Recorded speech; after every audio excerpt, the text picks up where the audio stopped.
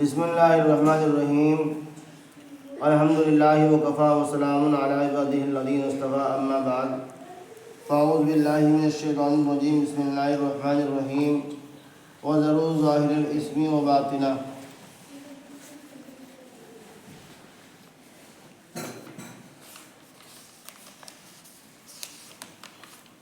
گناہ کی مثال کینسر کے زخم کے مانند ہے۔ جب جسم میں کینسر کا زخم ہو تو ڈاکٹر کہتے ہیں کہ اس کا ایک ہی علاج ہے، آپریشن ہے۔ آپریشن کے ذریعے اس کو نکال دیا جائے، نہ نکالنے پر یہ زخم بڑھے گا اور جسمانی موت کا سبب بن جائے گا۔ اسی طرح گناہ کا بھی ایک ہی علاج ہے کہ اسے چھوڑ دیا جائے۔ اگر انسان گناہ نہیں چھوڑتا تو گناہ کی عادت بڑھے گی اور انسان کے لیے روحانی موت کا سبب بن جائے گی۔ نمبر 2، گناہ کی مثال آنکھ کے انگارے کے مانند ہے۔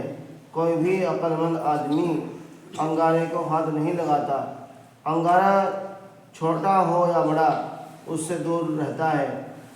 پوچھو ہاتھ کیوں نہیں لگاتے جبکہ اتنا چمکدار، اتنا روشن ہے؟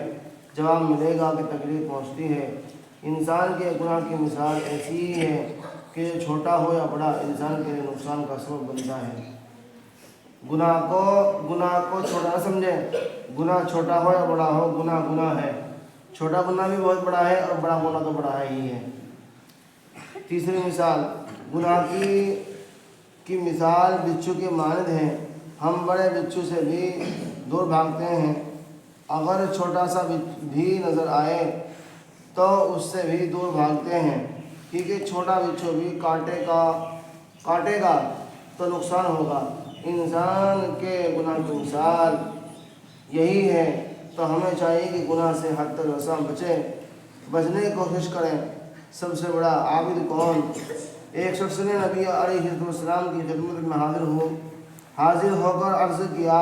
اس نے بڑا خواب صورت سوال پوچھا۔ اللہ کے نبی صلی اللہ علیہ وسلم میں بہت عبادت گزار بننا چاہتا ہوں۔ میں چاہتا ہوں کہ بہت بڑا عابد بن جاؤں۔ اس کے جواب میں اللہ رب العزت کے پیارے نبی صلی اللہ علیہ وسلم نے فرمایا کہ تم گناہ سے اپنے آپ کو بچا لو، تم سب سے زیادہ عبادت گزار بن جاؤ گے۔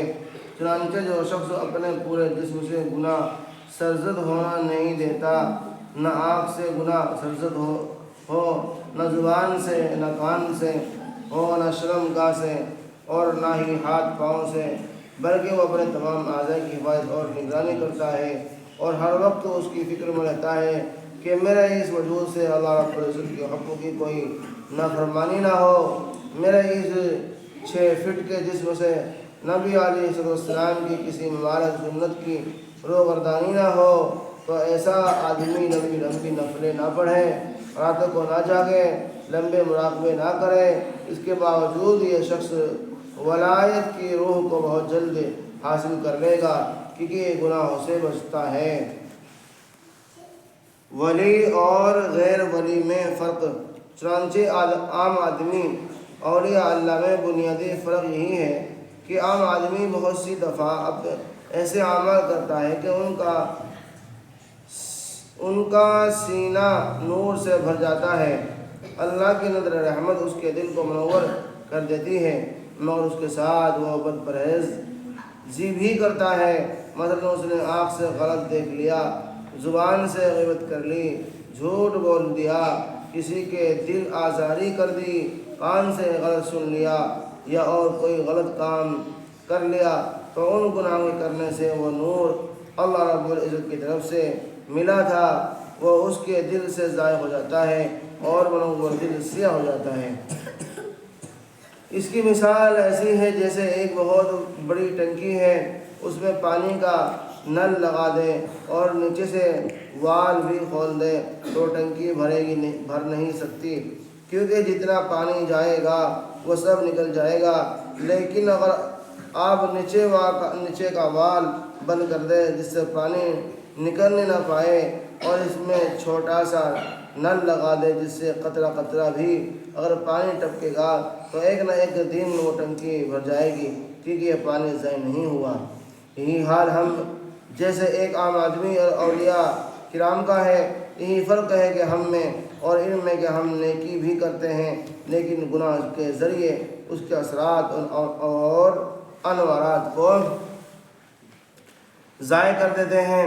کبھی شیخ کی مجلس میں گئے، دینی مجلس میں گئے، ندامت کے 2 آنسو ٹپکا لیے، جس سے اللہ کی نظر رحمت پڑ گئی، دل منور ہو گیا اور منور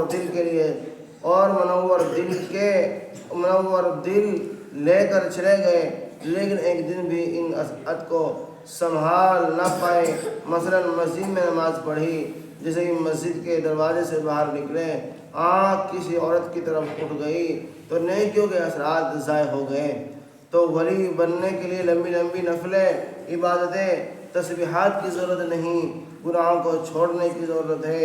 لہٰذا ہمیں اس بات کو مقصود کرنا، اس پر محنت کرنی چاہیے کہ ہمارے جسم سے اللہ رب العزت کی نافرمانی نہ ہو۔ سمجھ میں آئی بات نہیں؟ تو بات کا خلاصہ یہی ہے کہ ہمیں کسی بھی حال میں گناہ نہیں کرنا ہے، ہمیں ہر حال میں نماز پڑھنی ہے۔ جب ہم نماز پڑھیں گے نماز کا نور ہمارے دل کے اندر آئے گا، جب دل کے اندر اللہ کا نور پیدا ہوگا تو ہم گناہ سے بچیں گے، ہم جھوٹ نہیں بولیں گے، ہم اپنے ماں باپ کی فرما برداری کریں گے، نافرمانی نہیں کرنے کے، ہم اپنے استاد کی فرما برداری کریں گے، نافرمانی ہم نہیں کرنے کے۔ ہم یہاں جب پڑھنے کے لیے آئیں گے تو ہم محنت سے پڑھیں گے، ہم لڑنا جھگڑنا دنگا شرارت نہیں کریں گے۔ یہ تبھی ہوگا جب دل کے اندر اللہ کا ڈر ہوگا، اللہ کا خوف ہوگا۔ اگر دل کے اندر اللہ کا ڈر نہیں ہے، اللہ کا خوف نہیں ہے، تو پھر ہم جو ہے کوئی بھی عبادت نہیں کر سکتے۔ اللہ مجھے بھی آپ کو بھی عمل کی توفیق نصیب فرمائے۔